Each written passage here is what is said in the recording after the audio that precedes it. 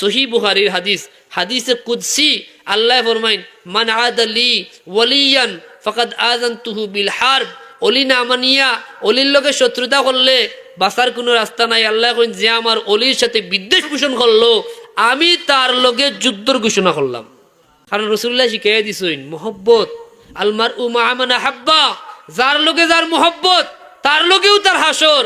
এর লাগে আপনার ফয়সালা হইব খাজা মুঈনুদ্দিন চিশতি আজমিরির লগে আসর হইতো না পিতিরাজের লগে আসর হইতো। শাহজালাল মুজরুদি ইয়ামনির লগে মোহব্বত থাকলে তানোর লগে আসর হইব, আর শাহজালাল ইয়ামনি রহমতুল্লাহ আলাইহির লগে যদি বিদ্বেষ থাকে গৌর গোবিন্দর লগে আসর হইব। খাজা মুঈনুদ্দিন চিশতি আজমিরির লগে শত্রুতা করলে পিতিরাজের লগে আসর হইব। ঠিক না বেঠিক?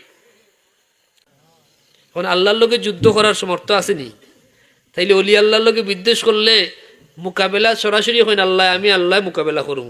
তাইলে ইনো আপনি যদি খাজা মুঈনুদ্দিন চিশতি আজমিরির লগে আপনি শত্রুতা পোষণ করেন, তাইলে আপনি কত বড় দুঃসাহস করলা, আপনি সরাসরি খার মোকাবেলা দাঁড়াইলা মাতুন না? কথা বুঝছেন না?